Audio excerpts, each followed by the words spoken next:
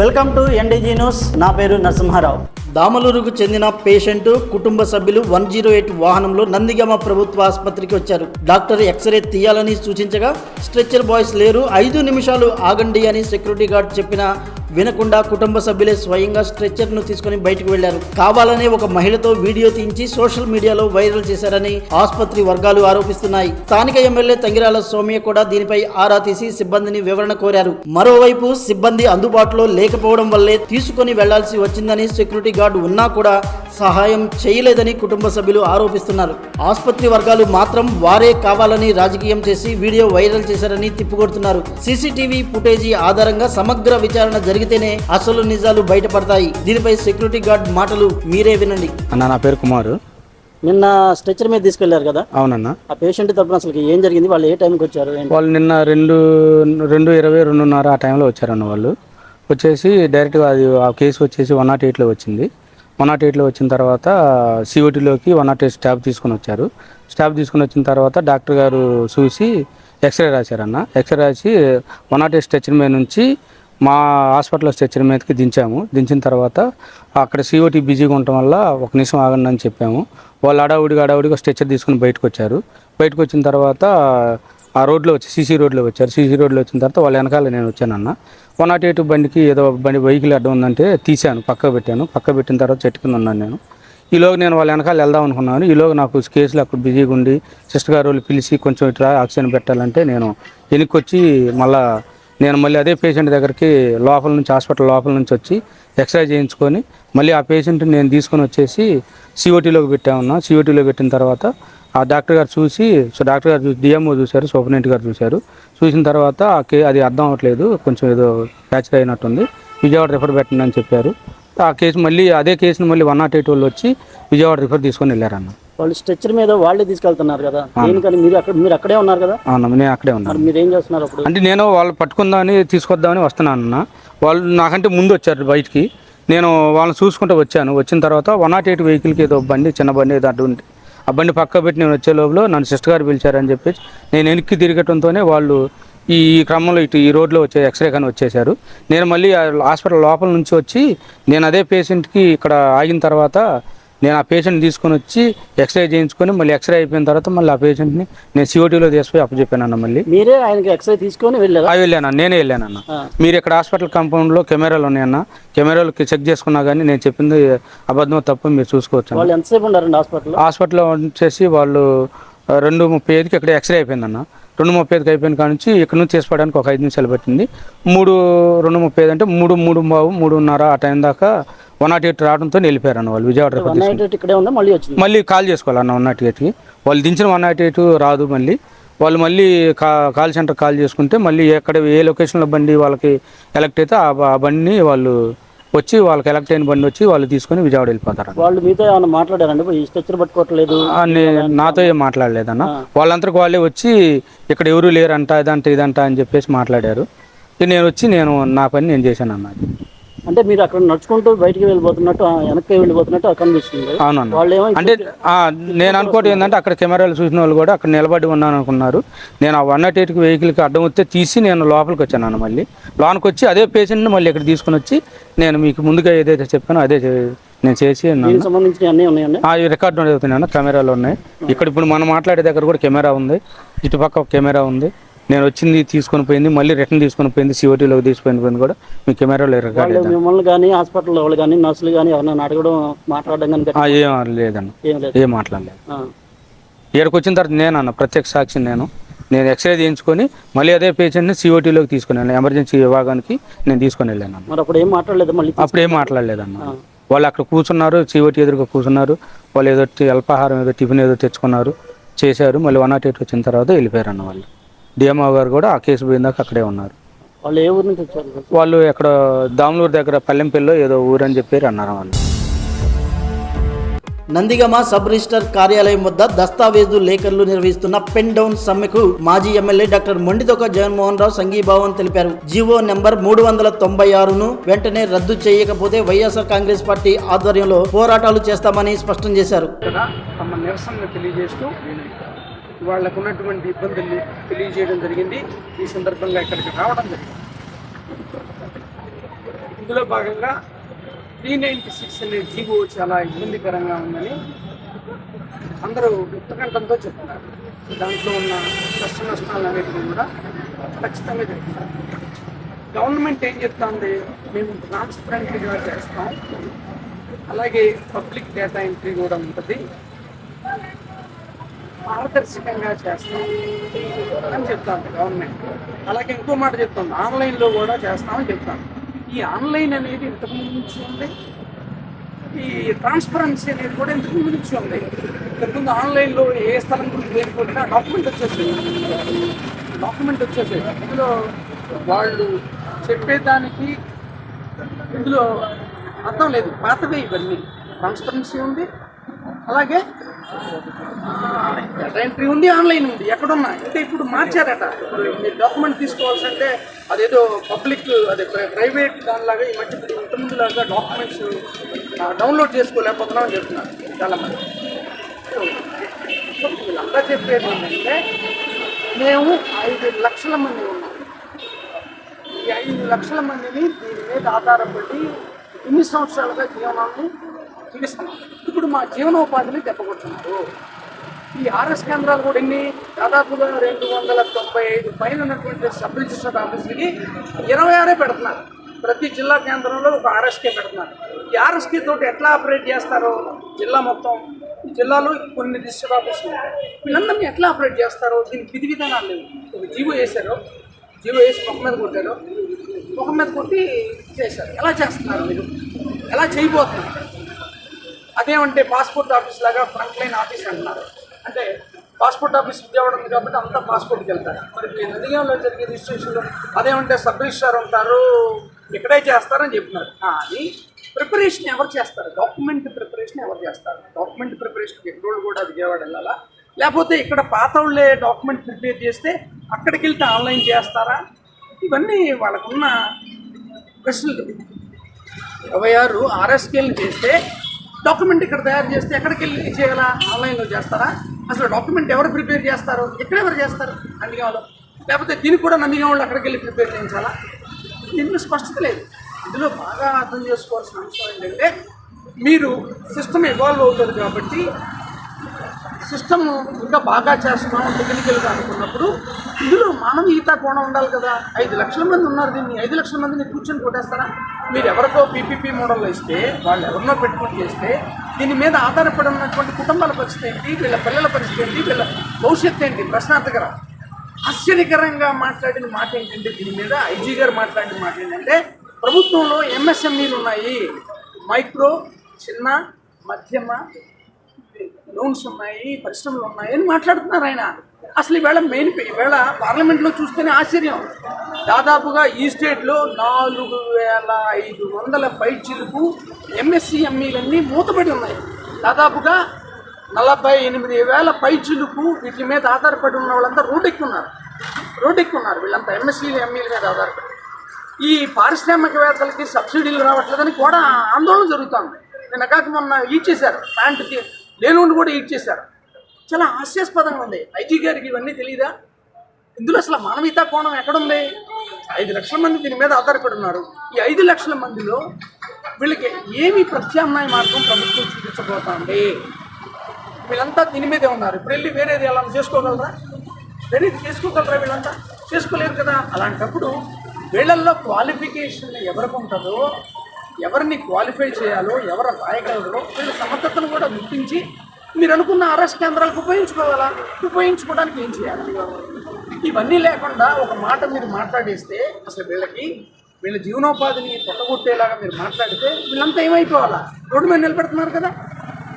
రోజుకి దాదాపుగా 40 నుంచి 50 కోట్ల రూపాయల ఆదాయం వచ్చే రిజిస్ట్రేషన్ వ్యవస్థ ఇప్పుడు ఏమవుతుంది? సంవత్సరానికి 10,000 కోట్ల నుంచి 12,000 కోట్ల రూపాయలు వస్తుంది కదా రిజిస్ట్రేషన్ మీద రెవెన్యూ గవర్నమెంట్కి. ఇన్ని రోజుల నుంచి లాగారు. ఏంటిది? ఇది ప్రజల మీద భారమే, ఈ పని చేస్తున్న వాళ్ళ మీద కూడా భారమే. ఇలాంటి డెసిషన్స్ ఎందుకు తీసుకుంటున్నారో, ఎందుకు దీన్ని కూడా పీపీపీ అంటున్నారు.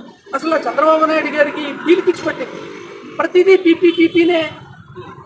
గవర్నమెంట్ మెడికల్ కాలేజ్ పీపీపీ, ప్రజలకు సంబంధించినటువంటి సంక్షేమ అభివృద్ధి అది పీపీపీయే. ఊళ్ళోనంట ఒక మార్గదర్శి కుటుంబం ఉంటుందంట, ఇలాంటి కుటుంబాలు ఉంటాయంట, వాళ్ళకంటే వాళ్ళు డబ్బులు ఇవ్వాలంట. మరి ప్రభుత్వం ఎందుకున్న ప్రభుత్వం ఎందుకు? వీళ్ళందరూ బాగోగులు చూడటానికి కదా, సమస్యల్ని పరిష్కరించడానికి కదా. చదువు, విద్య, వైద్యం ఏదైనా సరే గవర్నమెంట్ భరోసా ఇవ్వాలి. కానీ మీకు మేము కొంతమందిని అప్పచెప్తాం, వాళ్ళని అడుక్కోండి. ఇప్పుడు వీళ్ళని కూడా అంతే ఆర్ఎస్ కేంద్రాలను పెడతారు. పెట్టిన తర్వాత ఇప్పుడు వెళ్ళి వాళ్ళ దగ్గరికి వెళ్ళాలి. ఆ బీపీలో ఉన్న వాళ్ళ దగ్గరికి దస్తావేజులు విలేకరులను తెల్లి నా కూతురు పెళ్ళి అవ్వలేదు, నా కొడుకు చదువుతున్నాడు, నన్ను పెట్టుకోయానని. అంటే ప్రభుత్వం భరోసా ఇవ్వకుండా ఇంత ఘనంగా గెలిపించిన ప్రభుత్వం వివిధ వర్గాల వారికి భరోసా ఇవ్వకుండా ఇలాంటి పిచ్చి పనులు చేసే ప్రభుత్వం. పీపీపీ అంటే ఇదే పిచ్చి పనులు చేసే ప్రభుత్వం. ఇది చేయండి, మీరు ప్రూవ్ చేయండి, టెక్నికల్గా చేయండి. కానీ వీళ్ళందరూ ఏంటి 5 లక్షల మంది ఇలాగే కదా. మీరు వాలంటీర్లు ఏమని చెప్పారు? నోట్ల మోస్తున్నారని చెప్పారు, తర్వాత 10,000 ఇస్తున్నామని చెప్పారు, మొత్తాన్ని కూర్చోబెట్టారు. నిరుద్యోగులు అన్నారు, నిరుద్యోగులకు డబ్బులు ఇస్తామన్నారు. ఏం చేశారు 2 సంవత్సరాల్లో? ఇవన్నీ పిచ్చి పనులు చేసే ప్రభుత్వం ఇది. పీపీపీ అంటే మాకు అర్థమవుతుంది ఏంటంటే పిచ్చి పనులు చేసే ప్రభుత్వమే ఇది. 5 లక్షల మందిని ఇప్పుడు రోడ్డు మీద పెడతారా? వీళ్ళ పరిస్థితి ఏంటి? అసలు విధానాలు మొత్తం అన్ని ఖరాబ్ చేసి కదా బయటికి రావాలా? ఇదిగో మేము ఇలా చేస్తున్నాం, దీంట్లో ఇలా చేయాలా, ఇదిగో మీరు ఎలిజిబిలిటీ ఉన్న వాళ్ళు ఇదిగో ఎలిజిబిలిటీ పెడుతున్నాం, మీకు ఇలా పెడుతున్నాం, మీరు కూడా వచ్చి చేయండి, ఇట్లా ఫిక్స్ చేయండి అని చెప్పండి. అది మానేసి మీరు ఏం చెప్తున్నారు? దళారీ వ్యవస్థనే మీకు నోటిస్తాం. ఈ దళారీ వ్యవస్థ బాగుంది, మమ్మల్ని మోసం చేస్తున్నారని ఎవరన్నా పబ్లిక్ మాట్లాడిందా? విలేకరుల మీద ఎవరన్నా, ఈ లేఖర్ల మీద, దస్తావేజుల లేఖల మీద ఎవరన్నా వచ్చి పలానా ఆయన ఇలా చేశాడు, ఇన్ని డబ్బులు కొట్టేశాడు, మమ్మల్ని ముంచేశాడు, ఎవరన్నా పబ్లిక్ వచ్చి మమ్మల్ని అడగలేదు కదా. వ్యవస్థ నడుస్తుంది కదా. మీరు టెక్నికల్గా మార్చుదాం అంటున్నారు, మార్చండి. మార్చేటప్పుడు వీళ్ళ జీవనోపాధిని కూడా చూడండి. మనం ప్రభుత్వానికి మానవీయత ఉండాలి కదా. మీరు ఎంత నిర్లక్ష్యంగా మాట్లాడుతున్నారంటే ఐటీ వాళ్ళు ఎంఎస్ఎంఈలు ఉండండి అంటే ఏంటి? ఇది మానేసి అందులోకి వెళ్ళకుండా 60 సంవత్సరాలు 65 సంవత్సరాలు పిల్లలు చదువులకు వచ్చారు, పెళ్ళిళ్ళకి వచ్చారు. ఇప్పుడు ఏం చేయాలి? వెళ్ళి ఏ ఎంఎస్ఎంఈ స్టార్ట్ చేసి చేయాలా? మీకు ప్రజలంటే ఎంత చులకన భావం చూసారా? మీరు మేలు చేయకపోతే చేయకపోయారు. ఇట్లా డిగ్రేడ్ చేసి మాట్లాడచ్చా? 5 లక్షల మందిని డిగ్రేడ్ చేసి మాట్లాడచ్చా? ఖచ్చితంగా దీని మీద ప్రభుత్వం స్పందించాలా? వీళ్ళకి మీరేంటి చూపించబోతున్నారు? అసలు వ్యవస్థ ఆశ్చర్యకరంగా ఉంది. 260 పైచిలుకున్నటువంటి సబ్ రిజిస్టర్ ఆఫీసులకి మీరు జిల్లా కోర్టు పెడితే అసలు దేని మీద పని చేస్తారనేది ఇంతవరకు ఎవరికన్నా చెప్పారా? వీళ్ళంతా గోల్ చేస్తారు కదా, పిలిచి మాట్లాడాలి కదా. మీరు మేము ఇట్లా చేయబోతున్నాం ఇది మీకు వచ్చింది ఏమి లేదని. వీళ్ళది ఖచ్చితంగా వీళ్ళ యొక్క జీవనోపాధికి ప్రభుత్వమే బాధ్యత వహించాలా? ఏం జరిగినా సరే. ఇప్పటివరకు వీళ్ళు ప్రభుత్వం మీద ఆధారపడలేదు కదా, వీళ్ళ మీద కంప్లైంట్ కూడా లేదు కదా. మీరు టెక్నికల్గా చేద్దాం అనుకున్నారు, చేయండి. చేసేటప్పుడు వీళ్ళ పుట్టవైపు కూడా చూడండి, కొంచెం మానవతా ముందు చూడాల్సిందే. ఖచ్చితంగా దీని మీద ప్రభుత్వం స్పందించాలా, స్పష్టత ఇవ్వాల్సిందే. ఇలా 5 లక్షల మందిని మీరు ఏం చేయబోతున్నారో అనేది స్పష్టత ఇవ్వాల్సిందే. ఎందుకంటే ఇప్పటివరకు వెళ్ళిపోయిన కంప్లైంట్లు లేవు కదా. వాళ్ళకున్న ఇబ్బందులు వాళ్ళు మాట్లాడతారు మీతోటి. అందుకే మాతో చాలా మాట్లాడారు. ఇవన్నీ మేము మాట్లాడదలుచుకోలే. ఒకటే 5 లక్షల మందిని మీరు ఏం చేస్తారు, 26 సెంటర్లను బట్టి అసలు ఈ సిస్టమ్ని ఎట్లా స్ట్రీమ్లైన్ చేస్తారు? ఈ స్ట్రీమ్లైన్ చేసేటప్పుడు ఇంతమంది ఇంత వయసులో ఇన్ని సంవత్సరాలుగా దీని మీద ఆధారపడి ఉన్న వల్ల పరిస్థితి ఏంటి? ఇది ఖచ్చితంగా ఆలోచించాలా. నాకేమర్థమైందంటే ఇది పిచ్చి పనులు చేసే ప్రభుత్వమే అర్థమైంది. ఈ పీపీపీ ఏ క్షణాన దెయ్యంలో పట్టుకుందో చంద్రబాబు నాయుడు గారిని. మెడికల్ కాలేజీలో పీపీపీ అంటాడు, పబ్లిక్కి సంబంధించిన డెవలప్మెంట్ పీపీపీ అంటాడు, ఇవాళ రిజిస్టర్ ఆఫీసులో కూడా పీపీపీ అంటాడు. ఇంక రేపు పొద్దున ఏమంటారు? ఖచ్చితంగా ప్రభుత్వం స్పందించాలని గట్టిగా డిమాండ్ చేస్తాం. భారత చైతన్య యువజన పార్టీ 3వ ఆవిర్భావ దినోత్సవాన్ని బోడే రామచంద్ర యాదవ్ ఆదేశాల మేరకు నాయకులు ఘనంగా నిర్వహించారు. ఈ సందర్భంగా మొక్కలు నాటి వేడుకలను విజయవంతం చేశారు.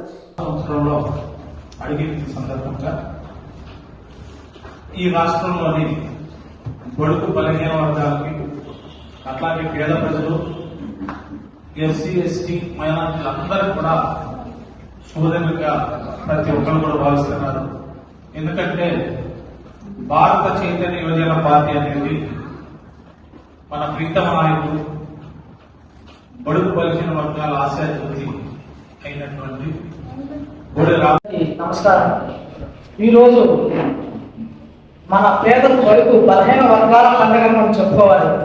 సంక్రాంతి, దసరా ఎలాగో ఈరోజు మన పేద బడుగు బలహీన వర్గాల ప్రజలందరికీ ఒక పండుగ. ఎందుకంటే మన కష్టాలు, ఆత్మనాదాలు మనం చెప్పుకోవడానికి మన యొక్క బీసీ పార్టీ నుంచే మన పోరాటం మొదలుపెట్టాం. ఈ బీజేపీ పార్టీ అనేది లేకపోతే ఈరోజు మన పేద బడుగు బలహీన వర్గాల సమస్యలు కూడా ప్రభుత్వం దృష్టికి కానీ పెద్దల దృష్టికి కానీ వెళ్ళవు. ఎందుకంటే ఈరోజు మన ఆర్ఎస్ఎస్ గురువు గారు మన సార్ గారు చెప్పినట్టు పెనుగొంచిప్రోలు గోపయ్య సమేత తిరుపతమ్మ అమ్మవారికి మహిళా భక్తులు పెద్ద ఎత్తున తరలివచ్చి ఆషాఢ మాసం సారిను సమర్పించారు. పిండి వంటలు, పసుపు, కుంకుమ, పట్టు వస్త్రాలు నివేదించి భక్తులు మొక్కులు తీర్చుకున్నారు. మరియు భక్తులకు అందజేయటం జరిగిందండి. ఆషాఢ మాసం సందర్భంగా దీన్ని కొన్ని రోజుల నుంచి ముందుగానే ప్రతి ఏటా జరిగేదేనండి. కాకపోతే ప్రతి సంవత్సరం పెరుగుతూ వస్తూ ఉంది. గ్రామస్తులు పెరుగుతున్నారు, చుట్టుపక్కల గ్రామాల నుంచి అందరూ సహకరిస్తున్నారు. ప్లస్ రావటం కూడా జరుగుతుంది. మనం ఎలా అయితే మన ఊళ్ళో ఏదైనా కార్యక్రమం జరిగితే మన ఆడపిల్లల్ని ఎలా అయితే పిలుచుకుంటామో అలానే మా గ్రామస్తులు కూడా అన్ని గ్రామాల వాళ్ళని, చుట్టుపక్కల గ్రామాల వాళ్ళని, స్నేహితుల్ని, బంధువుల్ని పిలుచుకొని ఎంతో ఆనందంగా ఆహ్లాదకరంగా అమ్మవారికి ఆషాఢ మాస సారిని సమర్పించి మరలా వారు అందుకొని ఎంతో సంతోషంతో దేవస్థానం వారు ఏర్పాటు చేసిన అన్నప్రసాదాన్ని కూడా స్వీకరించి తృప్తిగా వెళ్తున్నారండి. కేంద్ర మంత్రి ధర్మేంద్ర ప్రధాన్ రాజీనామా చేయాలని డిమాండ్ చేస్తూ విజయవాడ కలెక్టరేట్ వద్ద ఎస్ఎఫ్ఐ నిరసన తలపెట్టింది. నిరసనకారులు బారిగేట్లు నెట్టుకొని లోపలికి వెళ్లేందుకు ప్రయత్నించగా పోలీసులు అడ్డుకున్నారు.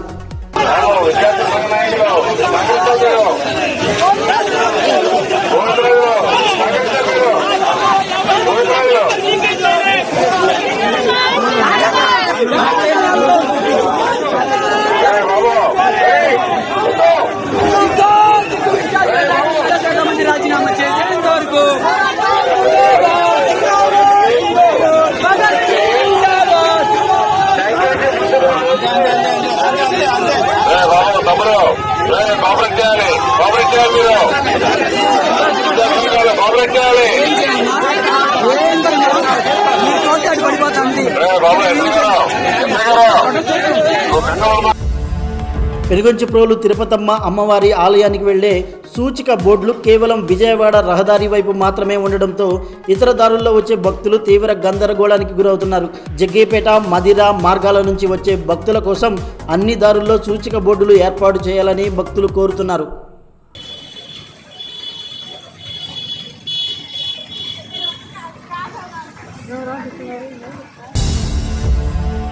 జీవో నెంబర్ 396ను రద్దు చేయాలని డిమాండ్ చేస్తూ జగ్గీపేట తహసీల్దార్ కార్యాలయం ఎదుట లేఖర్లు 4వ రోజు నిరసన కార్యక్రమాన్ని కొనసాగిస్తున్నారు. ఈ నెల 31 వరకు పెన్ డౌన్ ఆందోళన కొనసాగిస్తామని స్పష్టం చేశారు. ప్రభుత్వం మొండి వైఖరి రద్దు చేయాలి. 396 జీవోను వెంటనే రద్దు చేయాలి. పెనుగొంచిప్రోలు తిరుపతమ్మ ఆలయానికి వేలాది మంది భక్తులు తరలి రావడంతో అధికారుల పర్యవేక్షణ లేక తోపులాట జరిగింది. క్యూ లైన్లలో భక్తులు తీవ్ర ఇబ్బందులు పడ్డారని స్థానికులు, భక్తులు పేర్కొన్నారు.